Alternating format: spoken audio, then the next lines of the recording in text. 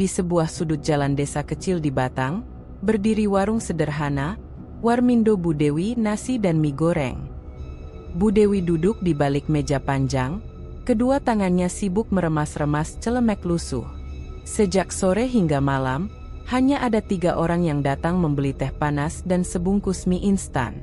Hatinya mulai gundah. Warung itu ia buka sejak 2 bulan lalu, berharap bisa jadi sumber rezeki tambahan setelah suaminya, Pak Rudi, kehilangan pekerjaan di pabrik. "Apa kurang enak masakanku?" gumamnya lirih sambil menatap kuali yang masih hangat di atas kompor minyak. Pak Rudi yang duduk di kursi bambu pojok warung menghela napas.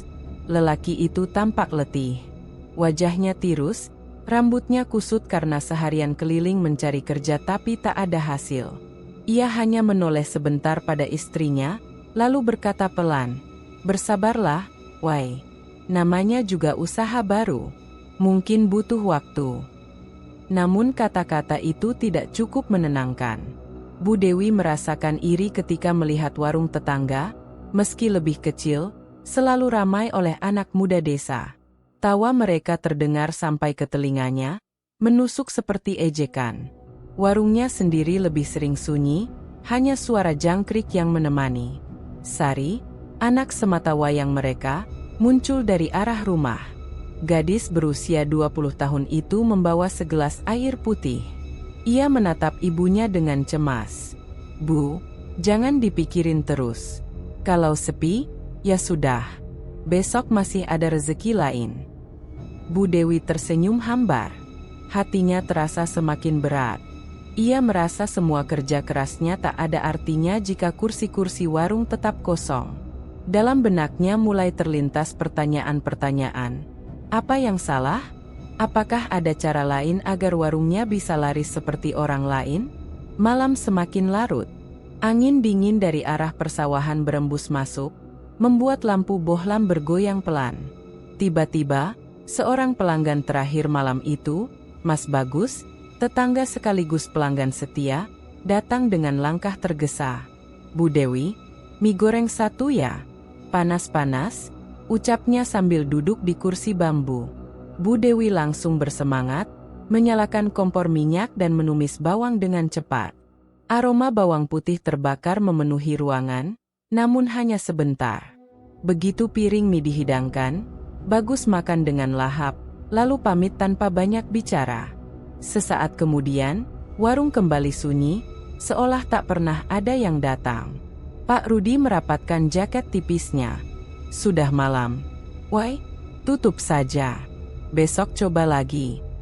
Namun Bu Dewi hanya menatap hampa ke arah jalan. Ada rasa enggan menutup warung, seolah menunggu keajaiban yang tak kunjung datang. Ia merasa ada sesuatu yang kurang, sesuatu yang bisa membuat warungnya berbeda. Dalam keheningan itu, suara aneh terdengar samar dari kejauhan, seperti bisikan tertiup angin. Suara itu nyaris tak terdengar jelas, hanya sayup, tetapi Bu Dewi yakin ia mendengarnya. Bulunya meremang. Ia menoleh ke arah sawah gelap yang membentang, tapi tak ada apa-apa kecuali bayangan pepohonan kelapa yang bergoyang diterpa angin. "Bu, ayo masuk. Angin malam gak baik," ujar Sari, menggandeng lengan ibunya. Bu Dewi menurut, tapi pikirannya tidak tenang. Bisikan itu seolah memanggilnya, menawarkan sesuatu yang belum bisa ia pahami. Ada rasa aneh yang menggelayuti dadanya, campuran antara takut dan penasaran. Malam itu, setelah lampu warung dimatikan, Bu Dewi sulit tidur. Ia berbaring di kamar sederhana bersama suaminya, mendengarkan detak jam dinding yang terasa lambat. Ingatannya terus melayang pada kursi-kursi kosong, wajah pelanggan yang jarang datang, dan tawa riang dari warung sebelah. Suara jangkrik bercampur dengan angin yang menabrak jendela, membuat suasana semakin mencekam. Entah mengapa, ia kembali mendengar bisikan samar, lebih jelas daripada sebelumnya. Kata-kata itu seakan menuntunnya ke arah yang gelap. "Ada jalan lain, Dewi, ada jalan lain." Tubuh Bu Dewi merinding. Ia menoleh, memastikan Pak Rudi tertidur lelap. Di luar, bulan sabit menggantung redup di langit, menerangi halaman rumah yang lengang. Dalam batinnya, sebuah tekad kecil mulai tumbuh, meski ia belum tahu kemana akan membawanya. Hatinya berbisik, sepi ini tidak boleh dibiarkan terlalu lama. Ia harus menemukan cara agar Warmindo miliknya bisa ramai, bagaimanapun caranya. Bahkan jika itu berarti harus mengikuti bisikan samar dari kegelapan malam. Pagi itu, sinar matahari menembus celah dinding papan warung yang masih lengang. Bau minyak goreng semalam masih melekat di udara. Bu Dewi berdiri di depan etalase kaca, menyusun beberapa bungkus mie instan sambil sesekali melirik ke arah jalan. Hatinya masih menyimpan keresahan dari malam sebelumnya, ketika bisikan samar terdengar di telinganya. Warungnya tetap sepi. Seorang pembeli lewat, hanya menoleh sebentar lalu melanjutkan langkah ke warung sebelah yang lebih ramai. Dari sana terdengar suara sendok beradu dengan piring, tawa anak-anak muda, dan musik dangdut pelan dari radio butut. Semua itu terasa seperti tamparan bagi Bu Dewi. Ia menggenggam celemeknya erat, matanya berkaca-kaca. Kenapa harus mereka? Padahal aku juga kerja keras, gumamnya dalam hati. Pak Rudi duduk di kursi bambu, menyalakan rokok kretek. Sudah, Wai, jangan iri begitu. Rezeki itu sudah ada yang ngatur. Namun kata-kata itu justru membuat Bu Dewi semakin gusar. Ia menoleh tajam pada suaminya. Kalau cuma nunggu rezeki diatur, kita nggak akan maju, Ruth. Hidup kita gini-gini terus. Pak Rudi terdiam. Ia tahu betul istrinya mulai berubah sejak warung itu sepi. Dulu Bu Dewi sabar, sekarang wajahnya selalu muram, seakan semua salah dunia. Siang menjelang, Sari datang membawa setumpuk buku kuliah. Ia baru pulang dari kampus kecil di kota. Bu, jangan sedih terus.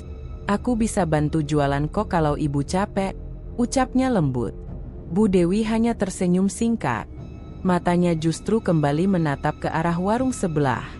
Ia memperhatikan cara pemilik warung melayani pembeli, bagaimana pelanggan seakan betah berlama-lama. Di dadanya muncul rasa iri yang menyesakkan. Malam harinya, warung kembali sunyi. Hanya angin dingin yang masuk dari celah-celah dinding. Bu Dewi termenung di kursi, memandangi kompor minyak yang padam. Pak Rudi sudah tidur lebih dulu, sementara Sari sibuk menulis tugas kuliah di kamarnya. Dalam kesunyian itu, suara samar kembali terdengar. Kali ini lebih jelas. Suara lirih, seolah seseorang berdiri tepat di samping telinganya. Kalau ingin warungmu ramai, ikuti saja bisikan ini. Ada cara, ada jalan. Bu Dewi terlonjak kecil. Ia menoleh, tapi tak ada siapa-siapa. Hanya bayangan dinding yang bergerak karena angin. Napasnya tercekat, namun rasa takut cepat tergantikan oleh dorongan penasaran. "Siapa kau?" bisiknya lirih, hampir tak terdengar. Suara itu tidak menjawab, hanya bergema pelan di kepalanya. Lalu, entah kenapa, pikiran Bu Dewi dipenuhi gambaran. Dirinya berdiri di sebuah tempat gelap, dengan cahaya lilin dan bau dupa menyengat. Di depannya ada makam tua, dengan nisan berlumut, dikelilingi akar pohon beringin yang menjulang. Ia menggeleng kuat, berusaha mengusir bayangan itu. Namun semakin ia menolak, semakin kuat pula gambaran itu menghantui pikirannya.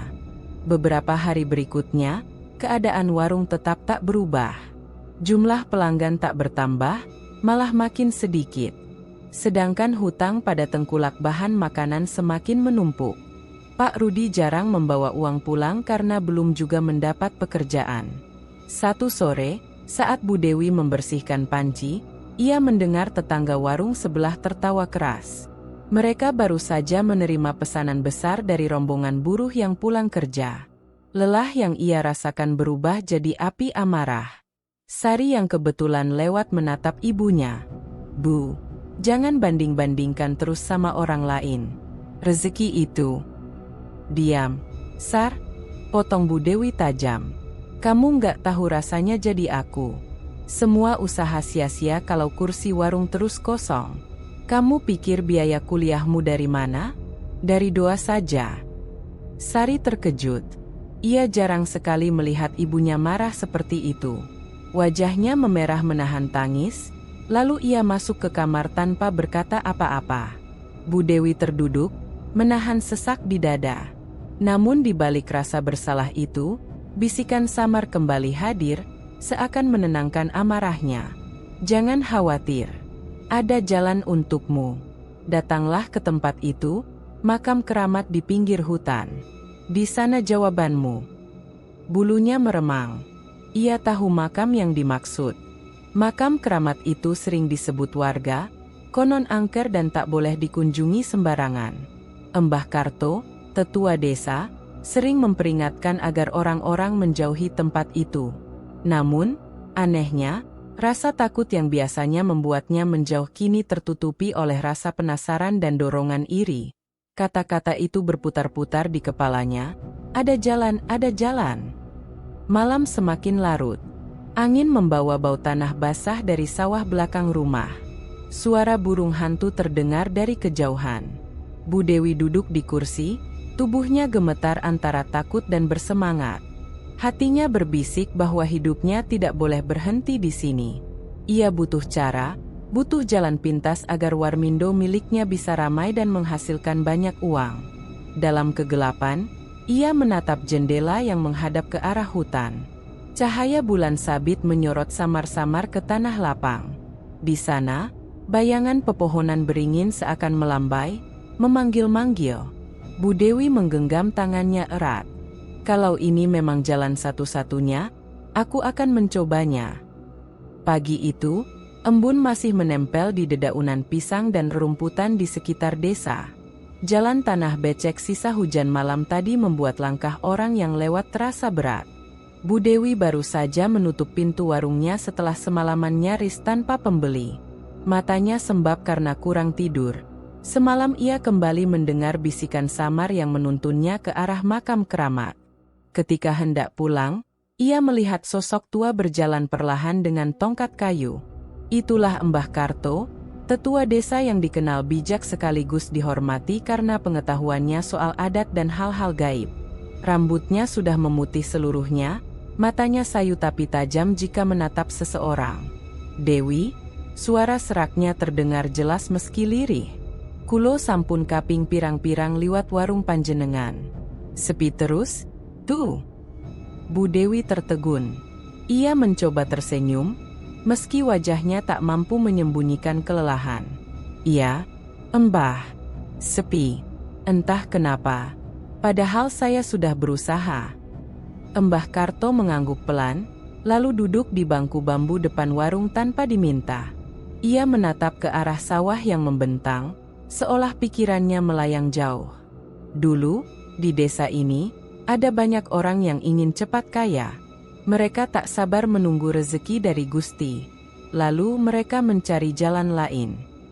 Bu Dewi menelan ludah. Kata-kata itu seperti ditujukan langsung kepadanya. Jalan lain, Embah? Tanyanya dengan hati-hati.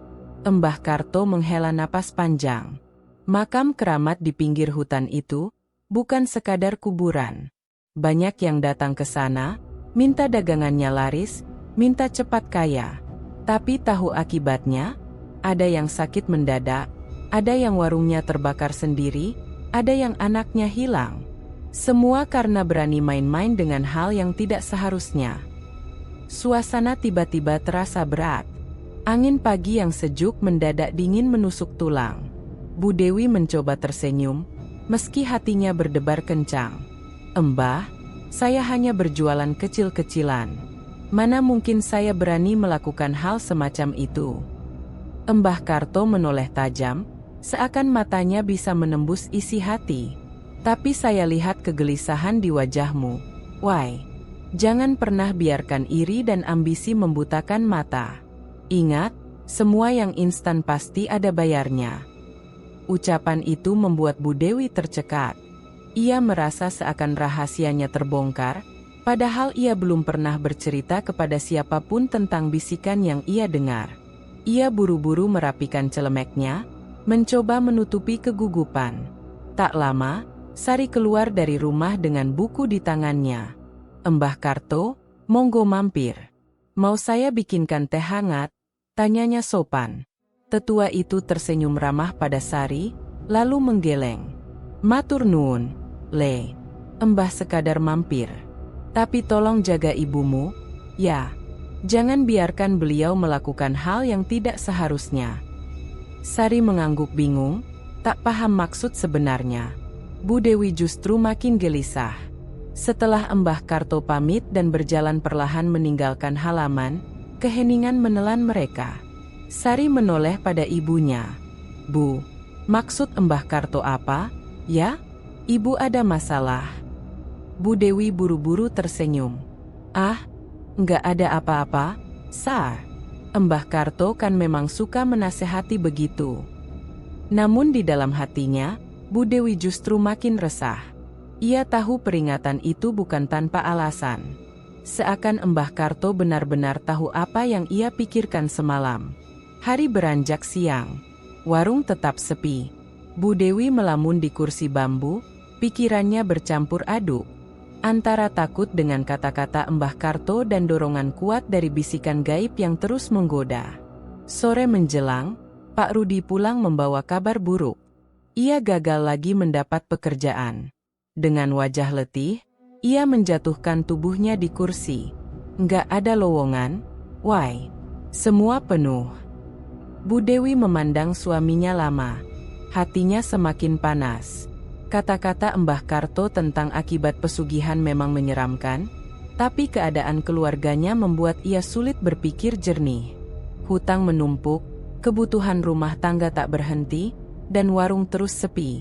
Malam tiba. Bulan purnama menggantung di langit, sinarnya menembus sela-sela genting rumah. Suara jangkrik bercampur dengan lolongan anjing dari kejauhan. Bu Dewi duduk sendiri di teras warung, menatap gelap ke arah hutan. Bayangan pohon beringin di makam keramat seakan melambai-lambai di matanya. Bisikan samar kembali terdengar, lebih jelas dari malam sebelumnya. Peringatan orang tua itu hanya untuk melemahkanmu. Jangan dengarkan.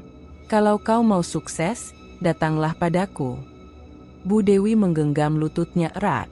Tubuhnya bergetar, bukan hanya karena dingin, tapi juga karena tarik-menarik antara rasa takut dan keinginan kuat untuk mencoba. Peringatan Embah Karto masih bergema di kepalanya. Semua yang instan pasti ada bayarnya. Namun bisikan itu justru semakin menekan. Apa kau rela hidup miskin selamanya? Apa kau rela anakmu berhenti sekolah? Datanglah. Air matanya menetes tanpa sadar. Dalam hati kecilnya, ia tahu ia sedang berdiri di persimpangan jalan. Satu langkah bisa menyelamatkan, tapi juga bisa menjerumuskan. Malam itu, untuk pertama kalinya, Bu Dewi mengucapkan kata-kata yang seharusnya tidak ia katakan. Kalau memang ini jalannya, tunjukkan padaku. Matahari baru saja naik di ufuk timur, namun suasana rumah Bu Dewi sudah penuh dengan kegelisahan. Suara ayam jantan bercampur dengan denting sendok di dapur, tapi suasana itu tidak mampu menutupi kenyataan pahit yang menekan keluarga kecil ini. Sejak beberapa bulan terakhir, warung Indomie yang dirintis Bu Dewi nyaris tak pernah penuh. Sekali dua kali Mas Bagus mampir untuk membeli, kadang hanya sekadar minum teh atau kopi sachet. Namun selebihnya, bangku kayu panjang yang disusun di depan warung lebih sering kosong daripada terisi. Pagi itu, Pak Rudi duduk sambil menunduk di meja makan. Wajahnya terlihat muram. Di tangannya tergenggam selembar kertas berisi daftar tagihan listrik, air, dan utang warung ke pemasok mie instan. Jumlahnya cukup besar untuk ukuran keluarga mereka. Weh, ini semua nggak bisa kita tunda lagi. Kalau bulan depan nggak dibayar, kita bisa kena denda. Suara Pak Rudi berat, seperti tertahan sesuatu. Bu Dewi menoleh, meletakkan piring nasi di meja. Aku tahu, Ruth. Tapi dari mana uangnya? Warung sepi terus. Tabungan sudah habis. Apa kamu kira aku nggak pusing mikirin ini semua? Nada suaranya meninggi tanpa sadar. Sari yang duduk di sudut ruangan dengan buku kuliahnya terdiam. Wajahnya menegang mendengar pertengkaran orang tuanya. Pak Rudi menghela napas panjang. Aku sudah coba cari kerja ke kota. Tapi sekarang susah. Umurku sudah nggak muda lagi. Perusahaan lebih suka anak-anak muda. Keheningan mencengkeram. Hanya terdengar suara cicit burung di luar jendela. Bu Dewi menatap wajah suaminya, lalu menunduk. Di dalam hatinya, ia semakin yakin peringatan Mbah Karto kemarin hanyalah penghalang. Kalau ia terus menunggu cara normal, keluarganya bisa hancur dalam waktu dekat. Siang hari, warung tetap lengang. Bu Dewi duduk termenung di kursi bambu, mengaduk teh manis yang sudah dingin. Pikiran tentang tagihan, kebutuhan rumah tangga, dan biaya kuliah Sari terus berputar di kepalanya. Tekanan itu seperti dinding yang semakin merapat, siap menghimpitnya sampai hancur. Mas Bagus mampir sore itu, mencoba menghibur dengan canda kecil. Bu Dewi, jangan murung terus. Rezeki itu datangnya bisa kapan saja. Bu Dewi tersenyum tipis, tapi tak benar-benar menanggapi. Mas Bagus lalu pergi setelah makan sepiring Indomie, meninggalkan warung kembali sunyi. Menjelang malam, suasana makin tegang. Hujan turun deras, menimbulkan suara gemuruh di atap seng warung.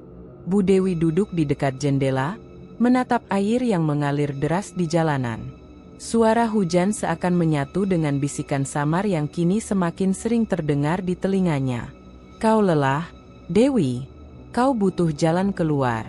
Aku bisa memberimu apa yang kau mau, asalkan kau berani melangkah.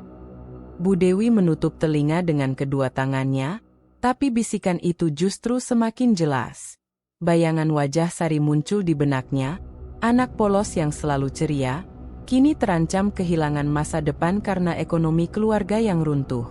Pak Rudi masuk ke ruang tamu dengan wajah letih. Aku sudah coba hitung lagi. Bahkan kalau aku kerja serabutan, nggak akan cukup buat nutup semua kebutuhan. Apalagi bayar utang. Ucapan itu menancap seperti pisau. Bu Dewi menatap suaminya lama, lalu berkata dengan nada lirih, "Kalau ada cara lain, meskipun kita harus sedikit menyimpang, apa kamu akan mendukung aku, Ruth?" Pak Rudi terdiam. Ia mengerti maksud istrinya. "Maksudmu makam itu?" Bu Dewi tidak menjawab, hanya menunduk. Rasa takut dan ambisi bercampur jadi satu.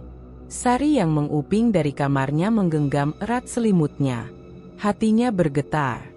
Ia memang tidak sepenuhnya paham, tapi firasat buruk membuat tubuhnya dingin.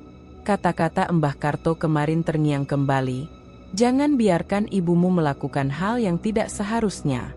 Malam semakin larut. Hujan berhenti, menyisakan udara lembab dan bau tanah basah.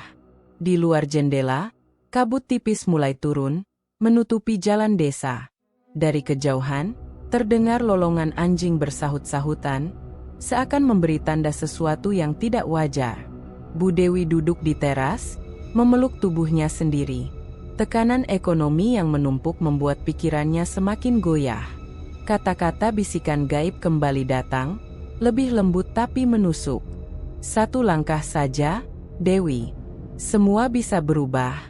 Warungmu akan ramai, hutangmu lunas, anakmu bahagia. Kau hanya perlu datang." Air matanya mengalir tanpa henti. Ia sadar sedang berada di titik terlemah.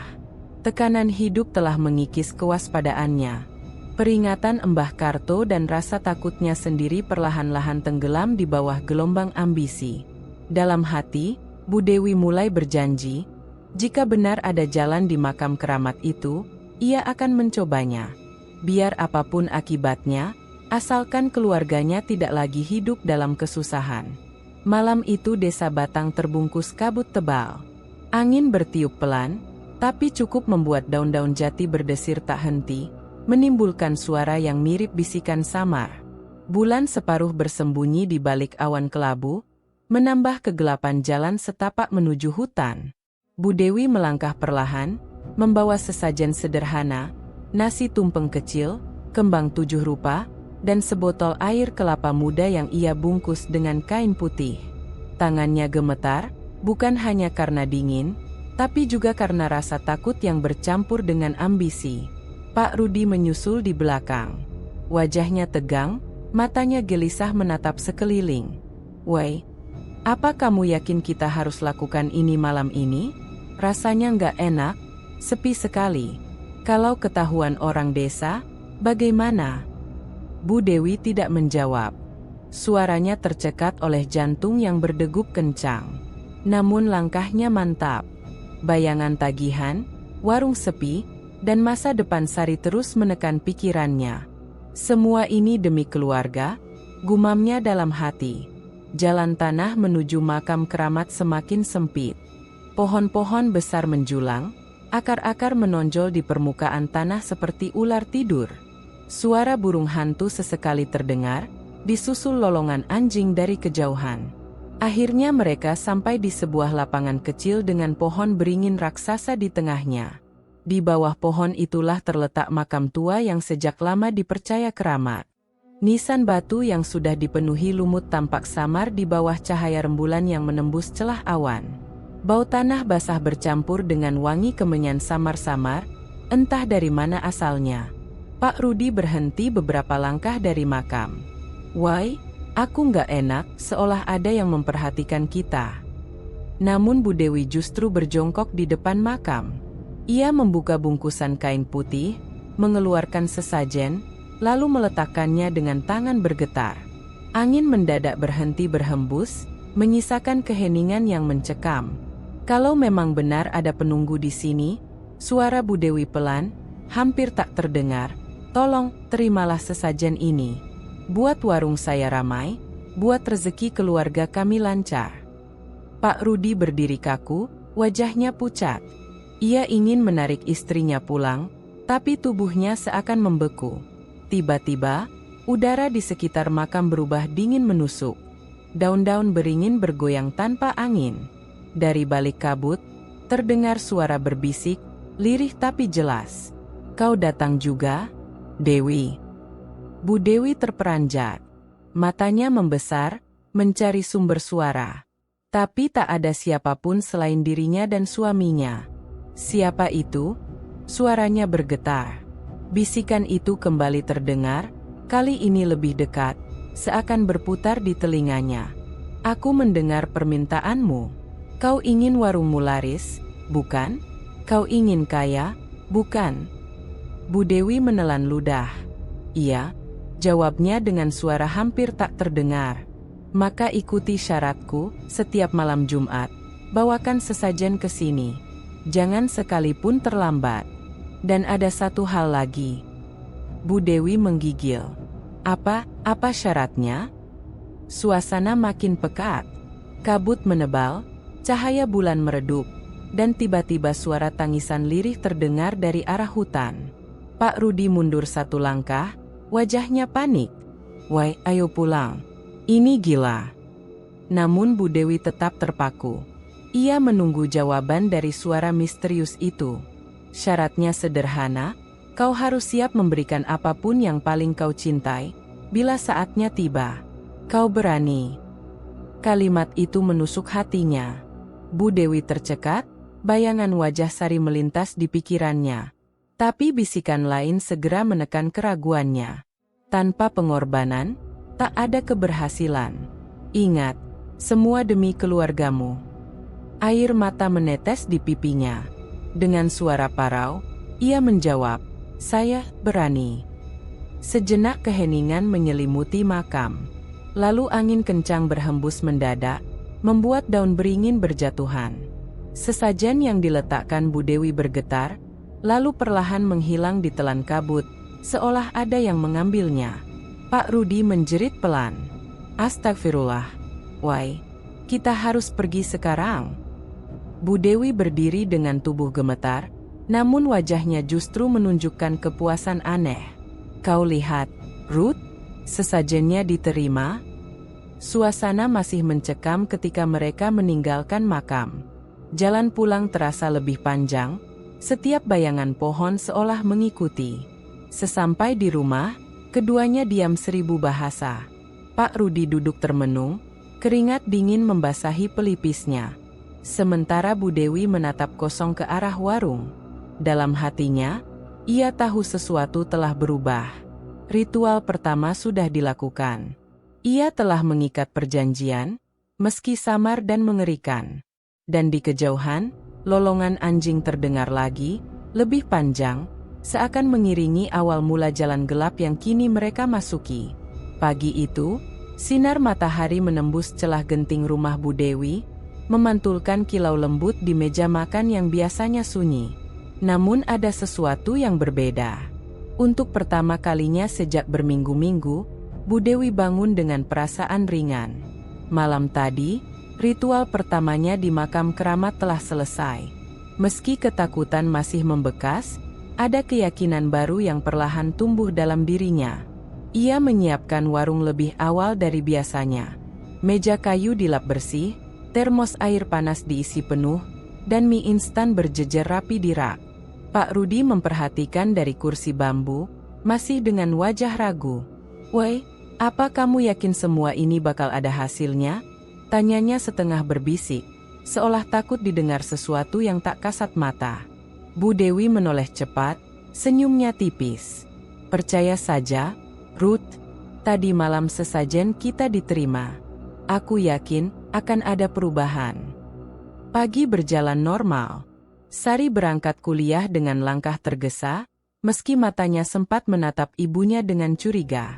Gadis itu merasakan ada sesuatu yang berubah, tapi belum tahu apa. Menjelang siang, tanda-tanda itu mulai tampak. Seorang sopir angkot yang biasanya tak pernah mampir, tiba-tiba berhenti di depan warung. "Bu, ada Indomie rebus sama kopi panas, enggak?" tanyanya. Bu Dewi terkejut, tapi segera melayani dengan sigap. Tak lama, dua pemuda desa ikut masuk, lalu disusul seorang bapak tua yang sedang menunggu becak. Bangku yang biasanya kosong, kini mulai terisi. Pak Rudi mengamati dengan mata membesar. "Loh, kok tiba-tiba rame gini?" Bu Dewi hanya diam, tapi di dalam hatinya bergejolak. Ini pasti hasilnya. Sore menjelang, warung semakin ramai. Aroma mie rebus bercampur dengan suara tawa para pelanggan, menciptakan suasana yang hampir tak pernah ada sebelumnya. Bu Dewi sibuk mondar-mandir, keringat bercucuran, namun wajahnya berseri-seri. Di sela kesibukan, Mas Bagus datang. Ia terkekeh melihat warung penuh.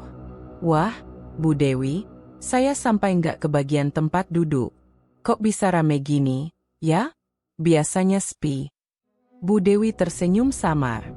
"Mungkin rezeki lagi datang, Gus." Namun di balik senyum itu, ada sesuatu yang tak bisa ia ceritakan. Ia tahu betul bahwa semua ini bukan sekadar kebetulan. Malam hari, setelah pelanggan terakhir pulang, Bu Dewi menghitung uang hasil penjualan. Tangannya bergetar melihat jumlahnya. "Ruth, ini hampir 3 kali lipat dari biasanya. Baru sehari." Pak Rudi menatap uang itu dengan campuran lega dan takut. "Tapi, ingat syaratnya. Mereka pasti nggak ngasih cuma-cuma." Ucapan itu membuat senyum Bu Dewi sedikit pudar. Namun sebelum ia sempat menjawab, tiba-tiba terdengar suara berbisik dari arah dapur, lirih tapi jelas. "Kau lihat? Janjiku nyata. Teruskan, jangan berhenti." Bu Dewi menoleh cepat, tapi tak ada siapapun. Hanya suara piring yang jatuh karena angin malam masuk dari jendela. Pak Rudi menatapnya bingung. "Kenapa, Wai?" Tidak apa-apa," jawabnya tergesa.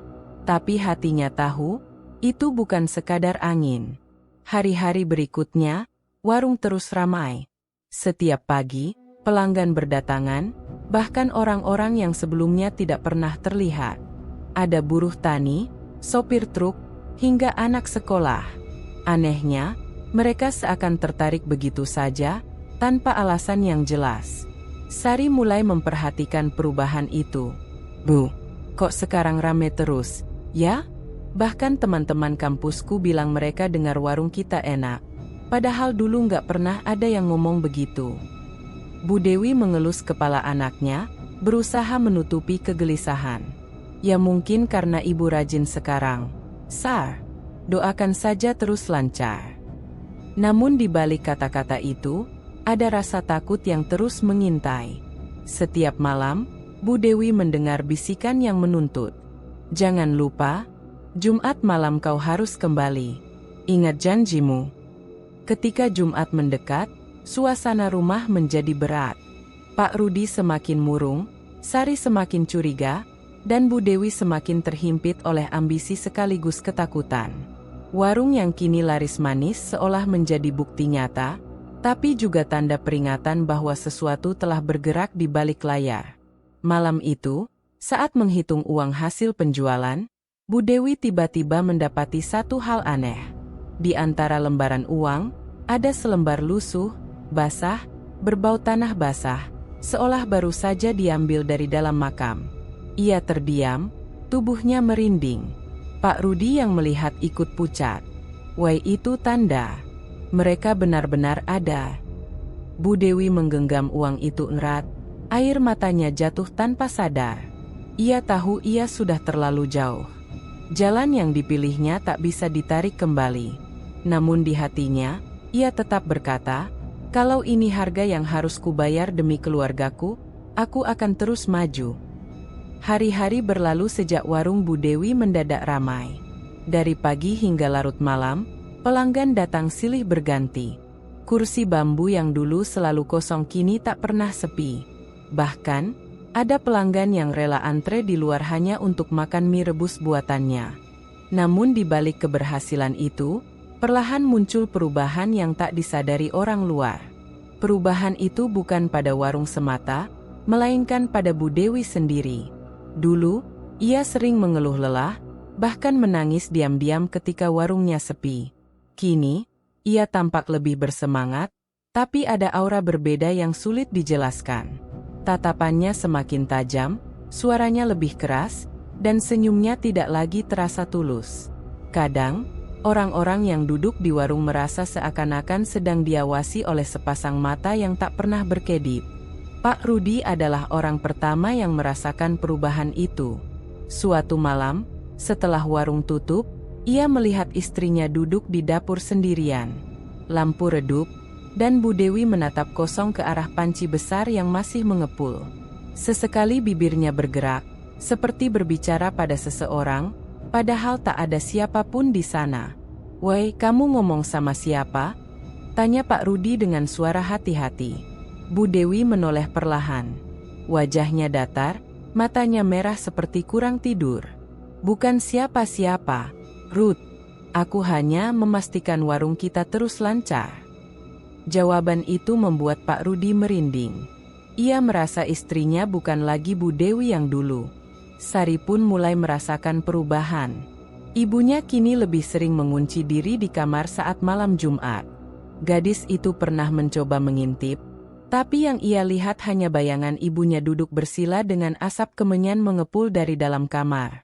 Bau wangi yang menusuk itu membuat Sari pusing dan takut. "Ibu sekarang aneh, Pak," bisiknya suatu pagi pada ayahnya. Kalau aku tanya, beliau selalu mengelak. "Apa ibu sakit?" Pak Rudi hanya menghela napas, tak mampu menjawab. Baginya, Sari terlalu muda untuk tahu kebenaran kelam yang sedang mereka jalani. Sementara itu, pelanggan tetap seperti Mas Bagus juga menyadari hal ganjil. "Bu Dewi, saya perhatikan sekarang wajah jenengan beda. Lebih cerah, tapi entah kenapa bikin merinding." "Hehe, mungkin karena kecapeannya, Bu," katanya sambil tertawa kecil, mencoba menghilangkan kegelisahan. Bu Dewi menatapnya lama, senyum samar di bibirnya.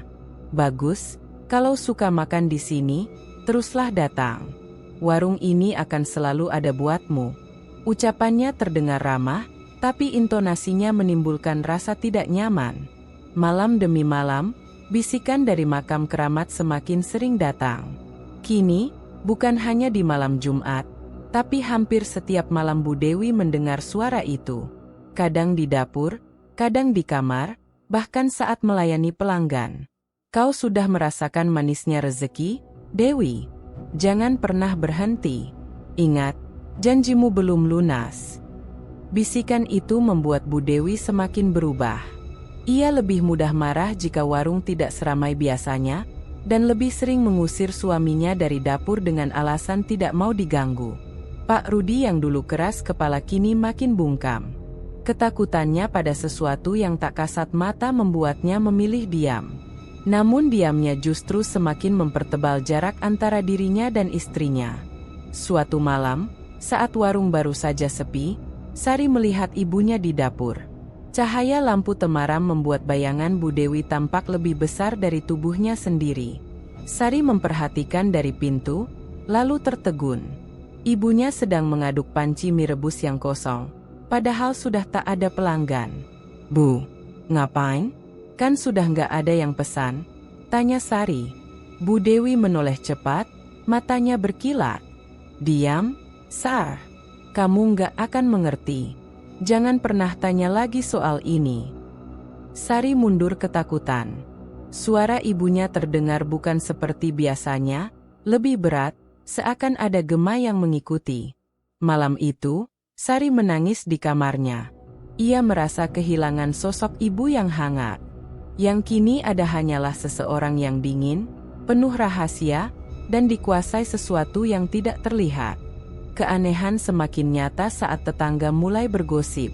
Ada yang bilang mereka melihat Bu Dewi berjalan sendirian menuju hutan tengah malam. Ada pula yang bersumpah mendengar suara tawa perempuan di dekat makam keramat, padahal desa sedang sunyi. Gosip itu akhirnya sampai juga ke telinga Mbah Karto. Sang tetua desa menghela napas panjang. "Aku sudah peringatkan, tapi sepertinya Dewi sudah terlalu dalam." Di rumah, Pak Rudi mencoba bicara lagi dengan istrinya. "Woi, lihat dirimu. Kamu berubah." Orang-orang desa mulai curiga. "Kita harus berhenti sekarang sebelum terlambat." Namun Bu Dewi menatapnya dengan tatapan tajam. "Kamu nggak paham, Ruth. Justru sekarang saatnya kita nikmati hasilnya. Kalau kamu takut, jangan ikut campur." Suasana rumah semakin tegang. Sari merasa ibunya semakin jauh, sementara Pak Rudi mulai kehilangan kendali. Warung yang kini ramai membawa rezeki, tapi juga perlahan merenggut kedamaian keluarga. Dan di balik semua itu, suara gaib dari makam terus menuntut, semakin keras, semakin dalam menusuk hati Bu Dewi. Sejak warung mendadak ramai, Pak Rudi tidak bisa menutupi rasa was-wasnya. Setiap malam Jumat, ia melihat istrinya menyiapkan sesajen, kembang 7 rupa, kemenyan, kadang sepotong ayam panggang. Semua itu dibungkus dengan kain putih dan dibawa diam-diam menuju makam keramat. Awalnya, Pak Rudi mencoba menolak. Ia berusaha mengingatkan Bu Dewi dengan alasan agama dan moral, juga dengan ketakutannya sendiri.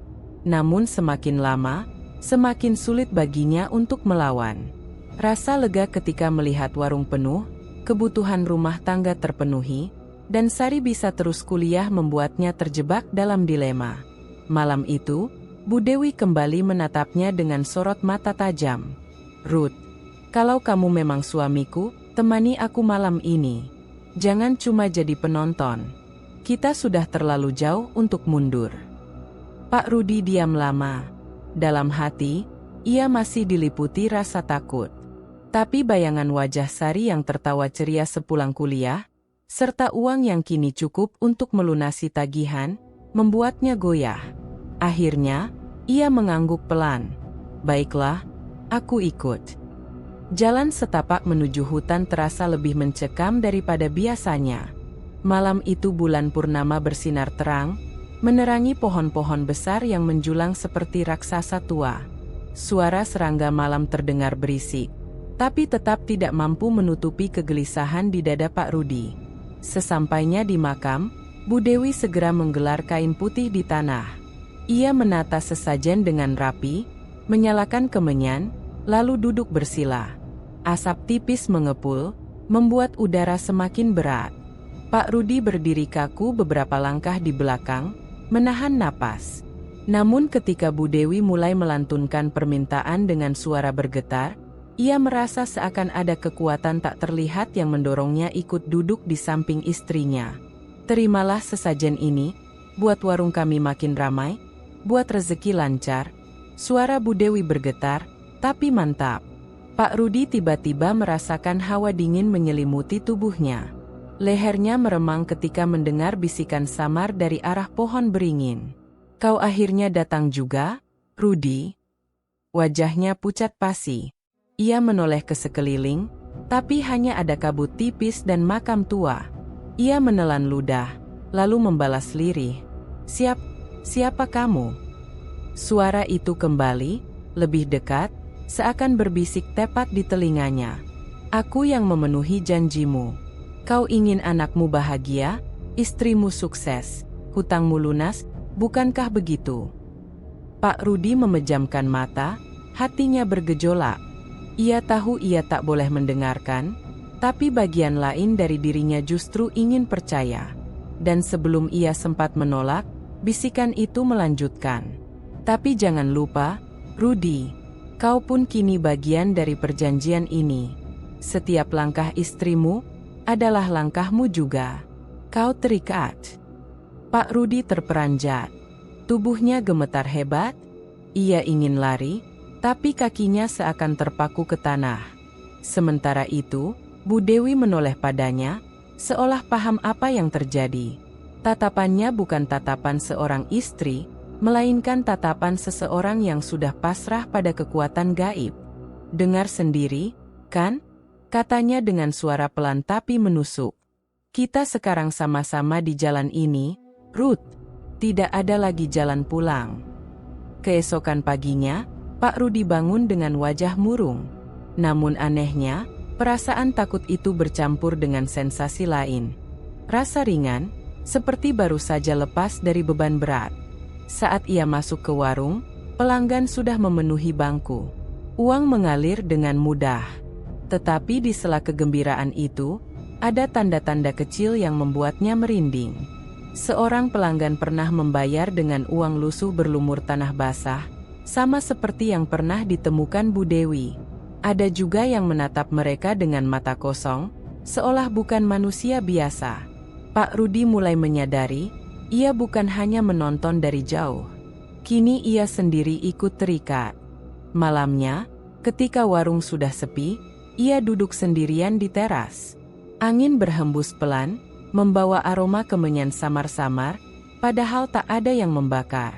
Dari kejauhan, ia mendengar suara langkah kaki, lalu bisikan lirih menyusup ke telinganya. Jangan pernah ingkari janji. Sekali kau mundur, semua akan hilang. Dan lebih dari itu, nyawamu taruhannya. Pak Rudi menutup wajahnya dengan kedua tangan. Air matanya menetes, tapi ia sadar ia sudah tak punya pilihan. Apa yang awalnya ia tentang, kini telah menyeretnya masuk semakin dalam. Di kamar, Bu Dewi tersenyum puas, seolah tahu bahwa suaminya akhirnya menyerah. Sedangkan Sari, yang diam-diam mendengar percakapan aneh kedua orang tuanya malam itu, hanya bisa menangis dalam diam. Ia tahu sesuatu yang gelap sedang menguasai keluarganya. Warung Bu Dewi semakin ramai. Dari pagi hingga larut malam, bangku bambu penuh sesak. Para pelanggan, baik warga desa maupun orang dari luar kota, terus berdatangan. Bahkan ada yang bilang mie rebus Bu Dewi terasa berbeda, gurih, nagih, dan entah kenapa selalu membuat orang ingin kembali. Namun di balik kepadatan itu, ada hal aneh yang mulai terjadi. Beberapa pelanggan mengaku mengalami mimpi buruk setelah makan di warung tersebut.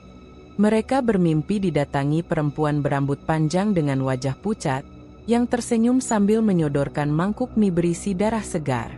Kabar ini hanya beredar dari mulut ke mulut, tidak ada yang berani membicarakannya langsung pada Bu Dewi. Mbah Karto, yang mendengar gosip itu, hanya bisa menghela napas panjang. Ia tahu tanda-tanda semacam ini bukan hal biasa. Sudah mulai minta tumbal, gumamnya lirih. Suatu malam, warung masih penuh meski jarum jam sudah mendekati tengah malam. Mas Bagus datang, seperti biasa, memesan mie goreng kesukaannya. Bu Dewi, tambah pedas ya? Seperti biasa, katanya sambil tersenyum ramah. Bu Dewi melayaninya dengan cepat, wajahnya tampak lebih dingin dari biasanya. Namun entah kenapa, Malam itu tatapannya pada Mas Bagus lebih lama dari sekadar tatapan penjual kepada pelanggan. Pak Rudi memperhatikan istrinya dengan resah, tapi ia tidak berani bicara. Ia ingat bisikan yang pernah ia dengar di makam. Akan ada korban, pilih dengan bijak. Mas Bagus selesai makan, lalu berpamitan pulang. Ia sempat menoleh sebentar ke arah Bu Dewi yang masih menatapnya.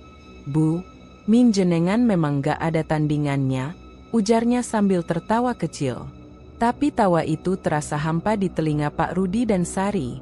Keesokan harinya, kabar buruk mengguncang desa. Mas Bagus ditemukan tak bernyawa di dekat sungai, hanya beberapa ratus meter dari rumahnya. Tubuhnya terbaring kaku, wajahnya pucat seperti kehabisan darah. Anehnya, tidak ada luka sama sekali. Warga geger. Polisi desa datang, tapi tidak menemukan tanda-tanda kekerasan. Mungkin serangan jantung mendadak, begitu kata mereka, meski wajah-wajah orang desa penuh keraguan. Sari paling terpukul. Baginya, Mas Bagus sudah seperti kakak sendiri. "Pak, Bu, Mas Bagus sehat-sehat saja kemarin malam. Kok bisa meninggal tiba-tiba?"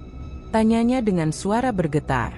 Bu Dewi hanya menunduk, wajahnya tanpa ekspresi. Pak Rudi menatap istrinya, hatinya digelayuti rasa bersalah. Ia teringat jelas tatapan kosong Bu Dewi ketika Mas Bagus makan di warung malam itu. Tatapan yang sama seperti ketika mereka melakukan ritual di makam. Malamnya, ketika semua sudah tidur, Pak Rudi duduk di teras rumah. Angin dingin menerpa, membawa suara lirih dari arah hutan. Korban pertama sudah diambil, rezekimu akan semakin deras. Pak Rudi memukul kepalanya dengan kedua tangan. Air mata mengalir. Ia ingin berhenti, tapi rasa takut lebih besar daripada keberanian. Ia tahu bahwa keluarganya kini sudah benar-benar terikat. Di kamar, Bu Dewi menyalakan kemenyan. Asapnya memenuhi ruangan, menciptakan bayangan aneh di dinding. Ia menutup mata, mendengar bisikan itu dengan pasrah. Satu sudah cukup untuk sementara. Tapi ingat, setiap keberhasilan ada harga yang harus dibayar. Desa mulai dipenuhi ketakutan. Banyak orang yang berbisik-bisik tentang kematian Mas Bagus yang misterius. Ada yang curiga, ada pula yang memilih diam. Namun satu hal pasti, warung Bu Dewi bukannya sepi, malah semakin ramai. Sari, yang masih berduka, semakin mencurigai sesuatu. Ia ingat tatapan ibunya malam itu. Ia ingat bau kemenyan yang makin sering memenuhi rumah. Dan kini, sahabat dekatnya menjadi korban. "Pak, jangan-jangan ibu ada hubungannya?" tanya Sari dengan suara pelan di tengah malam. Pak Rudi hanya bisa terdiam. Matanya berkaca-kaca, tapi lidahnya keluh. Ia tahu, Sari mulai melihat kebenaran yang sebenarnya. Beberapa malam setelah kematian Mas Bagus, Sari bermimpi aneh. Ia melihat Mas Bagus berdiri di depan warung, wajahnya pucat dengan mata kosong. Ia tersenyum getir, lalu berkata lirih, "Sari, jangan makan lagi di sini." Sari terbangun dengan tubuh gemetar. Keringat dingin membasahi seluruh tubuhnya. Ia menatap keluar jendela, dan untuk sesaat, ia merasa melihat bayangan Mas Bagus berdiri di bawah pohon depan rumah. Kematian Mas Bagus menjadi awal dari teror yang lebih besar. Desa belum tahu, tapi lingkaran pesugihan itu baru saja menuntut tumbal pertama. Dan Bu Dewi, ia kini semakin yakin bahwa apapun yang ia lakukan sepadan dengan keberhasilan warungnya. Dalam hati kecilnya, mungkin masih ada rasa bersalah, tapi suara gaib itu selalu menutupinya dengan janji-janji manis. Kematian Mas Bagus masih menyisakan duka mendalam bagi Sari. Setiap kali ia melewati sungai tempat jasad tetangganya ditemukan, hatinya bergetar hebat. Sosok Mas Bagus yang ceria, yang selalu menyapa dengan ramah, kini hanya tinggal kenangan pahit. Namun bagi Sari, ada sesuatu yang lebih dari sekadar duka. Ada rasa aneh yang mengganjal di hatinya.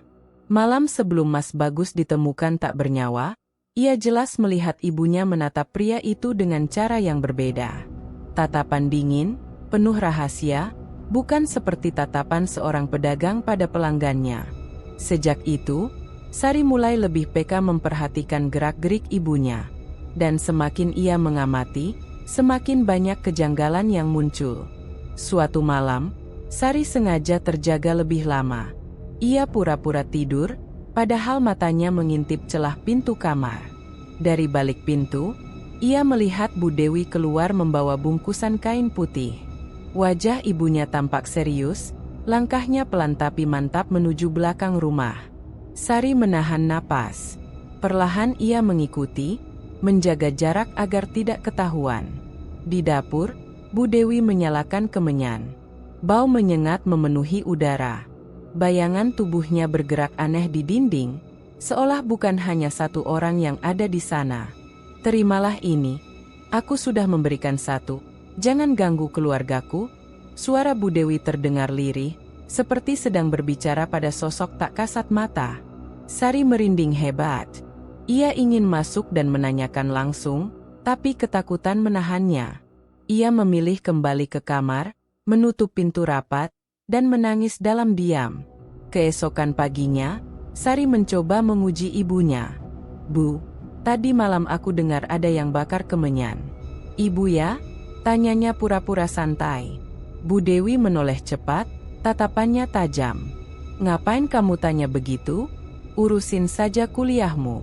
Jangan ikut campur urusan orang tua." Jawaban itu hanya mempertebal keyakinan Sari bahwa ibunya menyembunyikan sesuatu. Pak Rudi, yang semakin murung sejak malam ritual di makam, kini lebih sering termenung. Sari mendekatinya pada suatu sore, ketika mereka berdua duduk di teras rumah. "Pak, aku curiga sama ibu. Jangan-jangan ibu ada hubungannya sama kematian Mas Bagus," ucapnya dengan suara bergetar. Pak Rudi kaget, wajahnya pucat.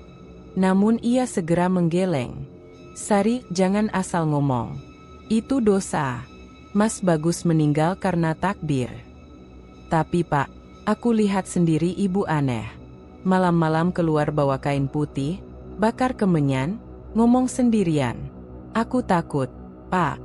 Kayak ada yang ngikutin ibu," desak Sari, matanya berkaca-kaca. Pak Rudi menunduk, terjebak dilema. Ia ingin melindungi anaknya, tapi sekaligus terikat pada rahasia gelap yang membuat lidahnya keluh. Akhirnya, ia hanya menjawab pendek, "Sudahlah, Sar. Jangan banyak tanya. Semua ada alasannya." Jawaban itu membuat hati Sari semakin gelisah. Ia yakin, ayahnya tahu lebih banyak daripada yang ia mau katakan. Malam berikutnya, Sari kembali mendengar suara aneh dari kamar ibunya. Kali ini ia memberanikan diri mengintip dari celah jendela. Pemandangan yang ia lihat membuat darahnya berdesir. Bu Dewi duduk bersila, matanya terpejam, sementara di hadapannya ada mangkuk berisi darah ayam segar. Bibirnya komat-kamit, dan di sekitar tubuhnya tampak bayangan hitam bergerak, seolah ikut mendengarkan. Sari menutup mulutnya agar tidak berteriak.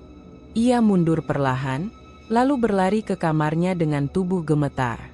Malam itu, ia bermimpi buruk. Ia melihat ibunya berdiri di depan warung. Wajahnya pucat dengan mata merah menyala. Di tangannya ada mangkuk mie, tapi ketika disodorkan padanya, mie itu berubah menjadi ular hidup yang melilit. Sari terbangun sambil menjerit. Keringat dingin membasahi tubuhnya. Hari-hari berikutnya, rasa curiga itu berubah menjadi ketakutan yang nyata. Sari mulai merasa warung bukan lagi tempat aman. Ia memperhatikan pelanggan satu persatu, takut suatu saat akan ada yang menjadi korban lagi seperti Mas Bagus. Di sisi lain, ia mulai menjaga jarak dengan ibunya. Ia jarang mengobrol, bahkan sering menolak ketika diminta membantu di warung. Bu Dewi menyadari perubahan itu, tapi hanya menatapnya dengan senyum samar. Senyum yang justru membuat Sari semakin takut. "Kenapa kamu menjauh dari ibu, Sar?" tanya Bu Dewi suatu sore, tatapannya menusuk. Sari tercekat, sulit menjawab. Ia hanya menggeleng pelan. "Aku capek, Bu." Namun dalam hati, Ia bersumpah suatu hari nanti akan mencari tahu kebenaran tentang apa yang dilakukan ibunya. Di desa, gosip semakin liar. Ada yang percaya kematian Mas Bagus berkaitan dengan pesugihan. Ada pula yang menuduh tanpa berani menyebut nama. Sari mendengar semua itu, dan setiap kali telinganya menangkap kata pesugihan, hatinya makin yakin. Ibunya terlibat sesuatu yang mengerikan. Embah Karto, yang diam-diam mengawasi, melihat gelagat Sari. Suatu hari ia berpapasan dengannya di jalan. Tatapannya serius. "Nak Sari, kalau kamu curiga, jangan simpan sendiri. Ada hal-hal yang tak boleh didiamkan. Kalau perlu datanglah padaku." Sari hanya mengangguk. Ia tahu waktunya belum tepat. Tapi semakin lama, semakin jelas bahwa ia tidak bisa lagi berpura-pura. Malam itu, ia kembali mendengar ibunya keluar rumah. Kali ini ia mengikuti lebih jauh, sampai ke jalan menuju hutan. Dari kejauhan, ia melihat Bu Dewi membawa sesajen menuju arah makam keramat. Sari menutup mulutnya, menahan teriakan. Tubuhnya gemetar hebat. Kini ia yakin, ibunya benar-benar terlibat dalam sesuatu yang berhubungan dengan kematian Mas Bagus.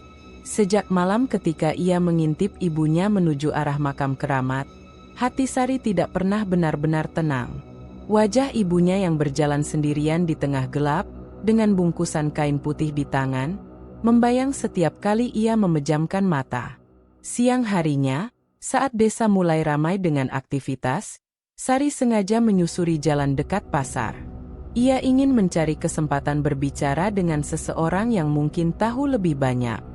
Pikirannya langsung tertuju pada Embah Karto, tetua desa yang sering dianggap aneh tapi disegani. Sari menemukannya di depan rumah, duduk di kursi bambu tua, matanya menatap kosong ke arah sawah. Rambutnya memutih, tubuhnya kurus, tapi sorot matanya tetap tajam. "Embah," suara Sari lirih, hampir seperti anak kecil yang takut dimarahi. Embah Karto menoleh perlahan. "Oh iki, Sari? Anak Dewi? Tuh, ada apa? Wajahmu pucat gitu." Sari duduk, menunduk dalam-dalam. Ia butuh waktu sebelum akhirnya berani bicara. "Embah, aku curiga sama ibu. Aku lihat sendiri, beliau sering bawa sesajen, bakar kemenyan, pergi ke arah makam. Terus, setelah itu, Mas Bagus," suaranya tercekat. Embah Karto menghela napas panjang. "Aku sudah menduga. Pesugihan itu sudah turun-temurun jadi bisikan di desa ini. Makam keramat itu bukan tempat biasa. Banyak orang tergoda, dan banyak pula yang binasa." Sari menelan ludah, bulu kuduknya meremang. "Embah, apa benar kematian Mas Bagus ada hubungannya sama ibu?" Embah Karto menatapnya lekat-lekat. "Aku tak bisa menuduh tanpa bukti. Tapi pesugihan itu selalu menuntut tumbal. Kalau sudah ada satu korban, biasanya tidak berhenti di situ." Hati Sari bergetar keras. "Lalu, apa aku bisa menghentikan ibu?" Pertanyaan itu membuat Embah Karto terdiam lama. Angin berhembus, menggoyangkan daun-daun pisang di sekitar rumahnya. Baru setelah beberapa saat, ia menjawab dengan suara berat. "Menghentikan orang yang sudah terikat perjanjian dengan gaib bukan perkara mudah. Tapi ada satu hal yang harus kamu ingat, Sari. Jangan sekali-kali ikut terlibat. Kalau kau masuk terlalu dalam, bayangan hitam itu akan ikut menempel padamu." Malam itu, peringatan Embah Karto terus terngiang di telinga Sari. Ia tidak bisa tidur. Dari kamarnya, ia kembali mencium bau kemenyan samar-samar. Dadanya sesak. Ia tahu ibunya sedang melakukan ritual lagi. Di saat yang sama, Embah Karto duduk di dalam rumahnya, menyalakan dupa kecil. Ia berdoa lirih, memohon agar keluarga Bu Dewi diberi jalan kembali. Namun di sela-sela doanya, ia mendengar suara aneh di luar rumah. Suara langkah kaki menyeret, diikuti bisikan lirih. "Jangan ikut campur, Karto."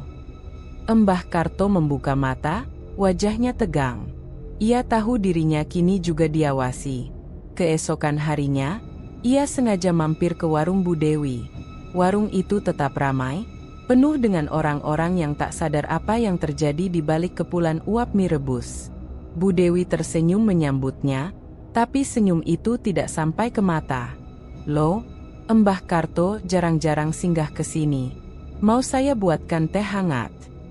"Tidak usah," jawab Mbah Karto datar. "Aku hanya mampir sebentar."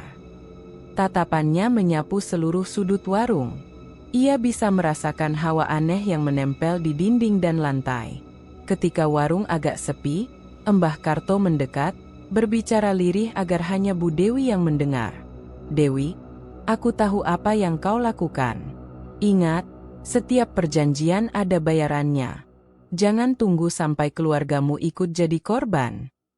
Bu Dewi menoleh, tatapannya dingin. "Mbah, jangan ikut campur. Aku lakukan ini demi keluarga. Demi masa depan anakku." "Demi masa depan anakmu?" Suara Mbah Karto meninggi. "Kau pikir arwah yang kau beri sesajen itu peduli sama masa depan? Mereka hanya tahu menuntut. Kalau kau teruskan, bukan cuma orang luar yang jadi korban. Bisa jadi darah dagingmu sendiri." Ucapan itu membuat Bu Dewi terdiam. Namun hanya sesaat. Wajahnya kembali tenang, bahkan menyunggingkan senyum samar. "Aku tahu apa yang kulakukan, Mbah. Jadi jangan banyak khawatir." Mbah Karto menatapnya lama, lalu menghela napas. Ia tahu Dewi sudah terlalu jauh. Tapi ia tidak menyerah.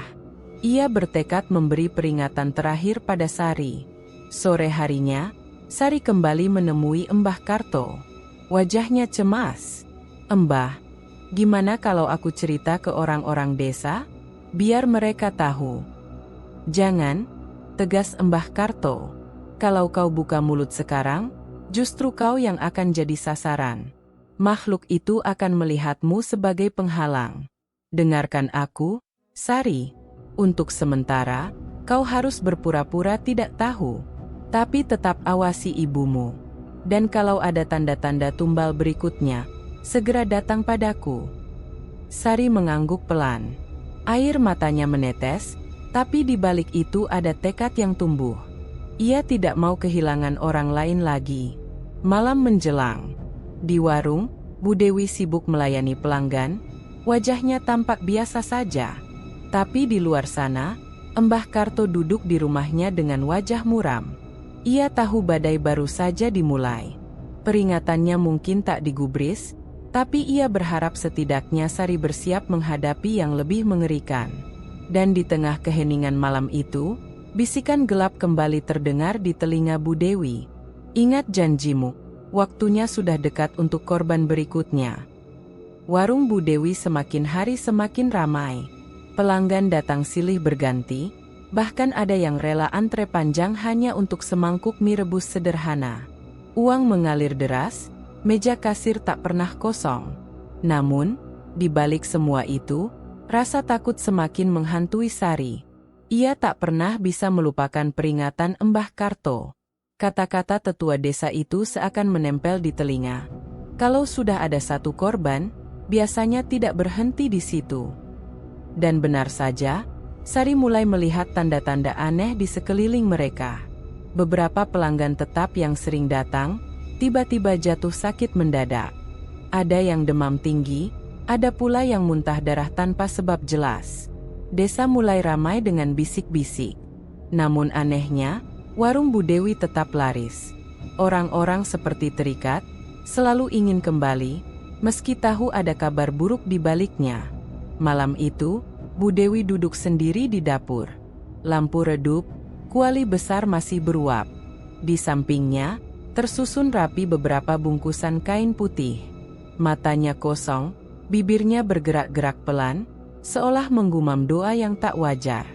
Pak Rudi masuk, wajahnya muram. "Dewi, sampai kapan begini? Aku tidak tenang. Sudah ada korban, kamu masih teruskan juga."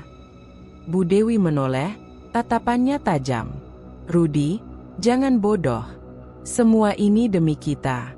Demi Sari. Kamu tidak lihat? Warung ini sekarang penuh setiap hari. hutang-hutang lunas. Kita hidup terhormat. Tapi nyawa orang lain jadi taruhannya. Suara Pak Rudi bergetar. Aku tidak mau, kalau nanti gantinya nyawa anak kita sendiri. Sejenak hening. Kata-kata itu seolah membuat Bu Dewi terdiam. Namun, hanya sebentar. Ia tersenyum tipis, tapi senyum itu lebih menyeramkan daripada wajah marah. Sari aman. Tumbalnya bukan keluarga. Makhluk itu sudah janji. Pak Rudi menunduk, hatinya resah. Namun pada akhirnya, ia hanya diam. Tekanan ekonomi yang dulu menghimpit masih terbayang. Ia tak berdaya menolak jalan pintas yang sudah terlanjur mereka pilih. Sementara itu, Sari mendengar percakapan itu dari balik pintu dapur yang sedikit terbuka. Dadanya sesak. Ia ingin berteriak, ingin menghentikan semua, tapi mulutnya terkunci oleh ketakutan. Malam berikutnya, Bu Dewi kembali pergi. Membawa sesajen dan kemenyan, ia melangkah menuju makam keramat di pinggir hutan. Langkahnya mantap, wajahnya dingin. Di belakang, tanpa ia sadari, Sari mengikuti diam-diam, bersembunyi di balik semak-semak. Sesampainya di makam, Bu Dewi menyalakan kemenyan, aroma tajamnya menusuk hidung. Asap mengepul, menari-nari di udara. Ia menaruh ayam hitam yang sudah disembelih, lalu meneteskan darahnya ke tanah. Suara lirih bergema dari balik pepohonan. Bukan suara manusia. Dewi, waktunya sudah tiba. Tumbal baru harus diserahkan. Tubuh Bu Dewi sedikit gemetar, namun ia menunduk hormat. Siapa yang kalian mau kali ini? Suara itu menjawab dengan jelas, membuat bulu kuduk Sari yang mengintip meremang hebat. Pelanggan tetapmu, yang paling sering makan di warungmu. Darahnya akan memperkuat ikatan kita. Bu Dewi terdiam sejenak, wajahnya pucat. Maksud kalian? Ya, korban berikutnya adalah tetanggamu, Mas Bagus. Sari hampir menjerit mendengar itu, tapi ia buru-buru menutup mulut dengan kedua tangannya. Air matanya mengalir deras. Mas Bagus? Ia tidak percaya. Lelaki yang selalu ramah, yang sering menolongnya membawa barang belanja, kini jadi incaran tumbal. Bu Dewi sempat terlihat bimbang. Tapi suara itu kembali mendesak. Kalau tidak, perjanjianmu batal. Rezekimu hilang. Dan keluargamu yang akan jadi gantinya. Mata Bu Dewi berkilat, wajahnya kembali keras. Baik, kalau itu syaratnya aku turuti. Beberapa hari kemudian, kabar mengejutkan mengguncang desa. Mas Bagus ditemukan tak bernyawa di rumahnya sendiri. Wajahnya membiru, matanya terbuka lebar, seolah melihat sesuatu yang sangat menakutkan sebelum menghembuskan napas terakhir. Warga gempar. Beberapa berbisik, sehat-sehat saja kemarin. Kok bisa mati mendadak begitu? Namun tak ada yang berani bicara lebih jauh. Hanya Sari yang tahu kebenarannya, meski ia tak punya bukti.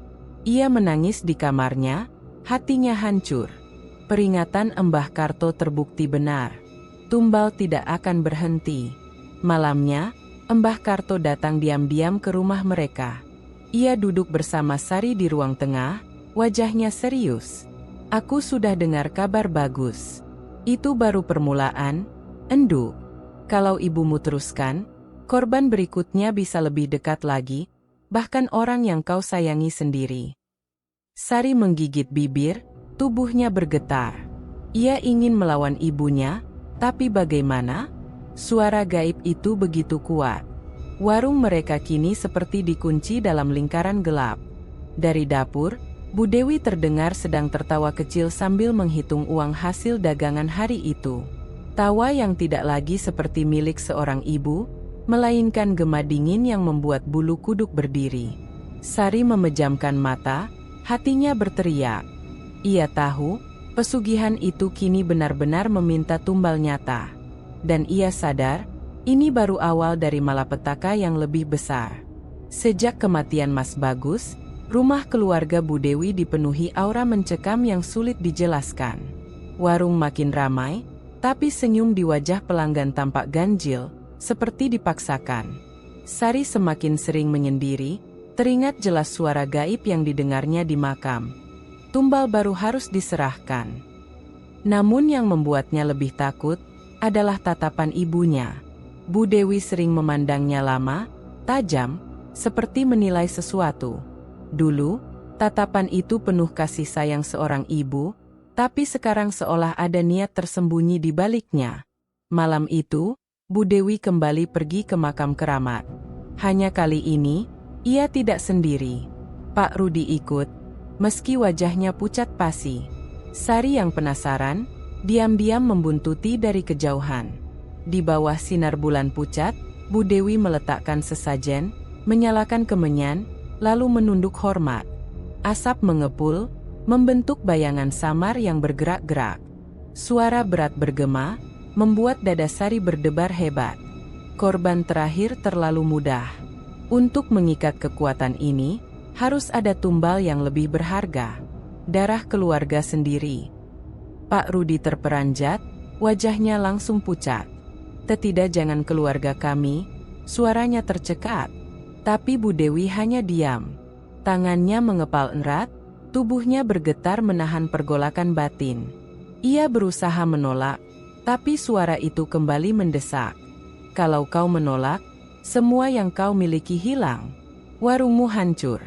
Anakmu menderita. Pilihannya sederhana, Dewi, korbankan satu atau kehilangan semuanya." Mata Bu Dewi berkaca-kaca. Ia menoleh ke Pak Rudi yang masih berlutut, gemetar hebat. Lalu dengan suara lirih, ia bertanya, "Kalau yang dipilih adalah Sari, apakah ikatan akan semakin kuat?" Sari yang bersembunyi di balik pohon, nyaris menjerit mendengar namanya disebut. Darahnya seakan berhenti mengalir. Suara itu menjawab dingin, "Ya, darah anakmu sendiri adalah persembahan tertinggi. Dengan itu, tidak ada yang bisa menghentikanmu lagi." Perjalanan pulang malam itu dipenuhi keheningan. Pak Rudi tidak berani berkata apa-apa, hanya menatap jalan dengan mata kosong. Bu Dewi melangkah mantap, seolah sudah membuat keputusan meski batinnya masih bergejolak. Di kamar, Sari meringkuk ketakutan. Air matanya jatuh tanpa henti. Hatinya hancur membayangkan ibunya, yang dulu selalu melindungi, kini malah siap menyerahkannya sebagai tumbal. Keesokan paginya, warung kembali ramai. Orang datang berbondong-bondong, bahkan ada yang berasal dari desa lain. Bu Dewi tersenyum sumringah melayani, seolah tak ada yang terjadi semalam. Tapi Sari memperhatikan gerak-geriknya dengan waspada. Ia sadar, waktunya semakin sedikit. Jika ia tidak bertindak, dirinya bisa benar-benar jadi korban berikutnya. Di sela kesibukan warung, Mbah Karto datang diam-diam. Lelaki tua itu hanya duduk sebentar, menatap Sari dengan sorot mata serius. Lalu ia berbisik, "Enduk, kamu harus waspada. Aku sudah dengar, pesugihan itu minta tumbal keluarga. Dan satu-satunya yang paling berharga di mata ibumu adalah kamu." Sari tertegun, tubuhnya kaku. Ia ingin menyangkal, tapi hatinya tahu itu benar. Malam itu, ia mendengar percakapan orang tuanya di ruang tengah. "Ruth, kita tidak bisa lagi mundur. Kalau aku tidak serahkan Sari, kita semua hancur." Suara Bu Dewi terdengar parau. Pak Rudi menangis lirih. "Dewi, jangan, dia anak kita satu-satunya. Aku rela kehilangan semuanya asal jangan Sari." "Tapi kamu tahu kan apa konsekuensinya?" balas Bu Dewi dingin. "Aku sudah pilih jalan ini. Tidak ada lagi kembali." Percakapan itu menusuk hati Sari seperti belati. Ia menutup mulutnya agar tidak menangis keras, lalu berlari ke kamarnya. Tangannya gemetar, tubuhnya lemas. Ia sadar, kini bukan hanya rumor. Ia benar-benar sudah menjadi target tumbal berikutnya. Malam semakin larut. Angin berembus lewat jendela kamar, membawa aroma kemenyan samar. Dari kejauhan, Sari mendengar suara lirih, bisikan gaib yang sama seperti yang dulu didengar ayahnya. "Sari, waktumu sebentar lagi." Ia menjerit tertahan, tubuhnya gemetar hebat. Tak ada lagi tempat aman di rumah itu. Ibunya, yang seharusnya jadi pelindung, kini malah menjadi ancaman paling nyata. Sari hanya bisa berdoa dalam hati, berharap ada jalan keluar sebelum semuanya terlambat. Malam itu, suasana desa terasa lebih mencekam dari biasanya. Angin berembus kencang, membuat dedaunan pohon jati bergemerisik keras. Anjing-anjing menyalak bersahut-sahutan dari kejauhan, seolah merasakan sesuatu yang tak terlihat manusia. Sari duduk meringkuk di dalam kamarnya, tubuhnya gemetar. Setiap kali ia memejamkan mata, ia mendengar bisikan samar, "Darahmu pengikat terakhir." Ia tak berani tidur. Sejak mendengar sendiri rencana ibunya untuk menyerahkannya sebagai tumbal, rasa aman di rumah itu lenyap. Kamar yang dulu jadi tempat beristirahat, kini justru terasa seperti penjara yang penuh jebakan. Di ruang tengah, Bu Dewi duduk dengan wajah tegang. Lilin menyala di depannya, menebarkan cahaya temaram. Di sampingnya, Pak Rudi termenung, kepalanya tertunduk. Matanya merah karena kurang tidur. "Rud," suara Bu Dewi serak. "Malam ini waktunya. Kalau kita tidak lakukan, semua berakhir." Pak Rudi menggeleng, wajahnya pucat. "Aku tidak sanggup, Dewi. Dia anak kita. Lebih baik aku sendiri yang jadi korban." Namun, suara gaib yang kerap datang menyela, bergema dari arah dapur, berat dan dingin. "Tumbal harus darah muda. Tidak bisa kau ganti dengan dirimu sendiri. Ikuti syarat, atau semuanya hancur." Pak Rudi menutup telinganya, menangis. Bu Dewi menatap Lilin, wajahnya kaku. Ia tidak lagi terlihat sebagai seorang ibu, melainkan seseorang yang sudah menyerahkan dirinya sepenuhnya pada kegelapan. Sementara itu, di kamarnya, Sari mendengar langkah kaki mendekat. Lantai kayu berderit pelan. Napasnya tercekat. Ia buru-buru meraih tas kecil yang sudah ia siapkan, berisi beberapa pakaian dan sedikit uang tabungan. Hatinya mantap. Ia harus kabur malam ini, sebelum terlambat. Namun, ketika ia membuka pintu, sosok ibunya sudah berdiri di ambang. Wajah Bu Dewi terlihat pucat, matanya merah, senyum tipis menghiasi bibirnya. "Mau kemana, Enduk?" Suaranya lirih, tapi menakutkan. Sari terdiam, tubuhnya kaku. "Bu, jangan lakukan ini, aku anakmu." Suaranya bergetar. Bu Dewi mendekat, tangannya terulur. "Justru karena kamu anakku, pengorbananmu akan membawa kekuatan paling besar." Sari menjerit dan berlari melewati ibunya, keluar kamar. Ia berlari menuju pintu depan, tapi tiba-tiba lampu rumah padam. Gelap gulita menyelimuti.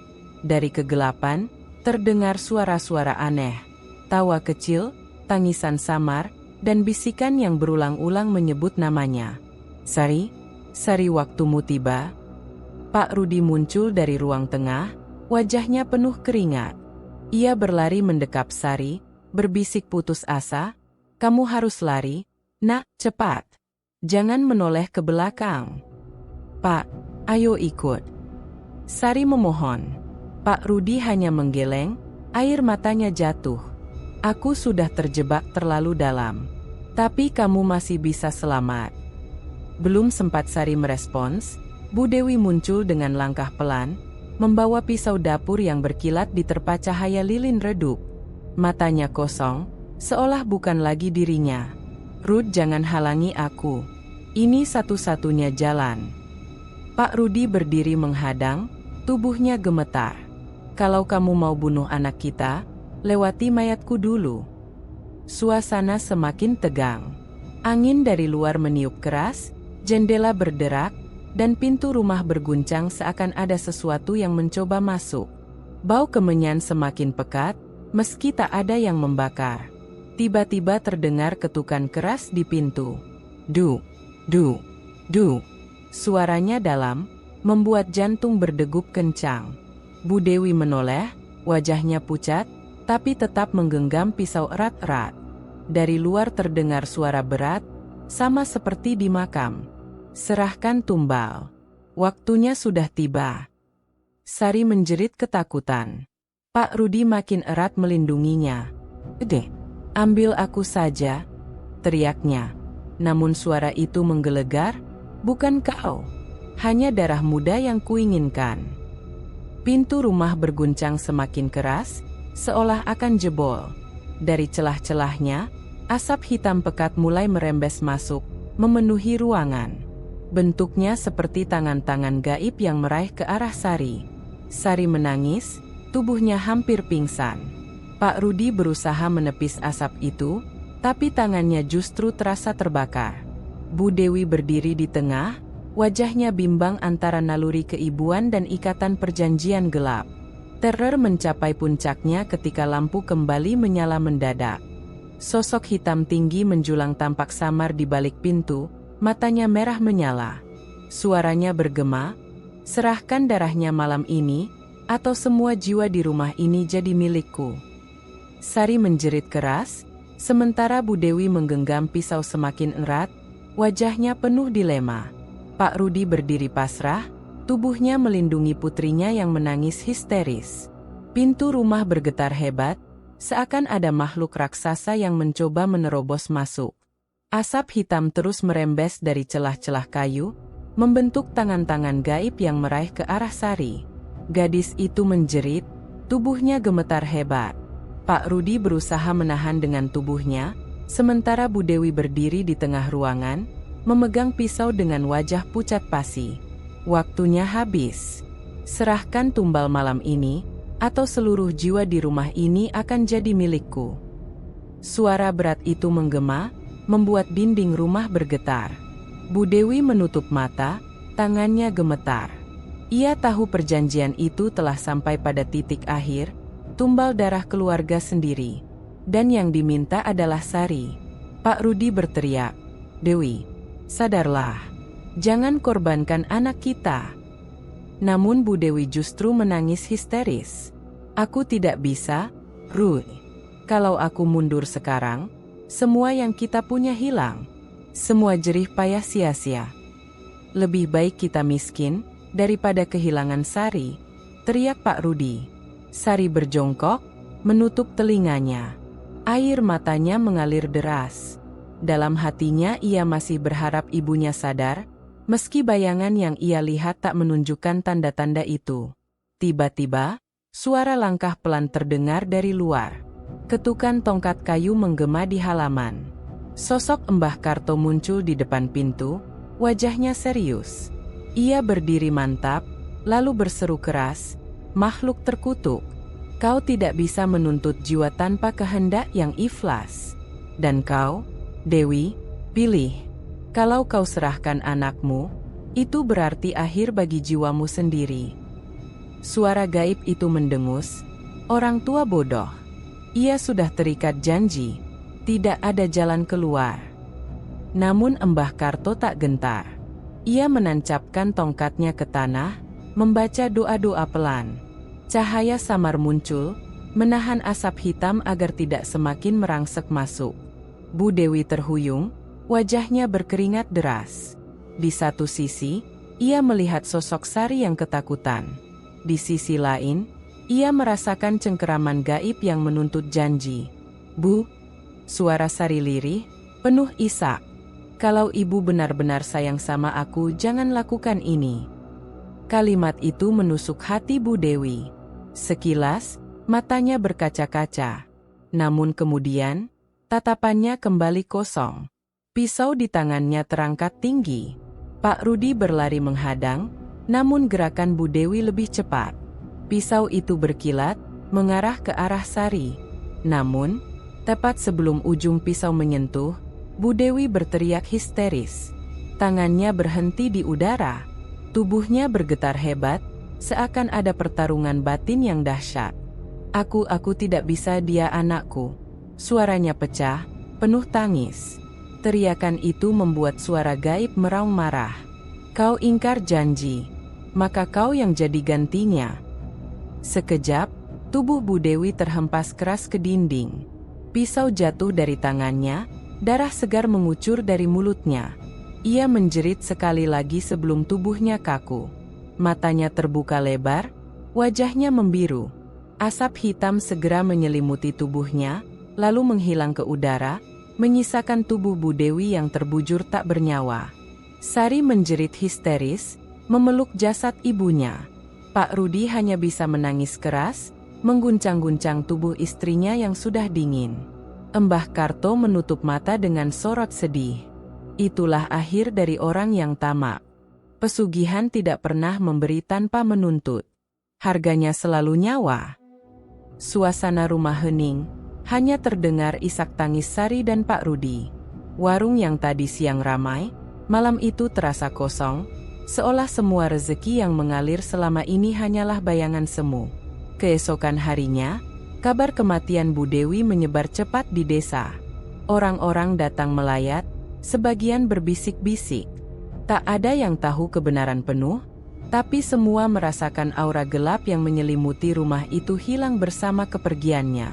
Warung yang dulu penuh sesak kini sepi. Kursi-kursi kosong, kuali dingin tak lagi berisi. Orang-orang enggan mendekat, takut akan kutukan yang sama menimpa mereka. Pak Rudi tampak tua dalam semalam. Wajahnya sayu, matanya kosong. Sementara Sari duduk termenung, masih sulit menerima kenyataan bahwa ibunya rela hampir menyerahkannya, lalu akhirnya menjadi korban sendiri. Mbah Karto datang sekali lagi, menepuk bahu Sari dengan lembut. Ingatlah, Enduk, tamak itu selalu berujung petaka. Semoga kamu bisa mengambil pelajaran dari apa yang terjadi. Sari mengangguk pelan, meski air matanya tak berhenti mengalir. Malam hari setelah pemakaman, rumah itu terasa hening. Sari duduk di depan kamar, menatap kosong. Pak Rudi terlelap dengan tubuh lunglai. Angin berembus pelan, membawa suara samar. Sari menoleh, bulu kuduknya meremang. Untuk sesaat, ia merasa mendengar suara ibunya, lirih sekali. "Maafkan ibu." Air matanya jatuh lagi. Ia menutup mata, berbisik, "Semoga ibu tenang." Sejak saat itu, warung yang dulu terkenal ramai kini dibiarkan kosong. Orang-orang desa hanya mengingatnya sebagai tempat yang pernah menjadi saksi perjanjian terlarang. Bu Dewi mati tragis sebagai tumbal pesugihan yang ia jalani sendiri. Pak Rudi hidup dalam penyesalan, sementara Sari tumbuh dengan luka batin yang dalam. Warung itu tidak pernah dibuka kembali, menjadi simbol bahwa pesugihan hanya membawa kebahagiaan sesaat, dengan harga yang terlalu mahal, nyawa sendiri. Kalau kamu suka cerita seperti ini, jangan lupa like kalau kamu menikmati ceritanya. Subscribe supaya gak ketinggalan cerita horor lokal berikutnya. Dan share ke temanmu yang suka kisah mistis, tapi juga penuh makna dan pelajaran hidup. Cerita seperti ini bakal terus hadir, bukan cuma buat menakut-nakuti, tapi juga buat mengingatkan bahwa di balik setiap keinginan, ada harga yang harus dibayar. Sampai jumpa di kisah selanjutnya.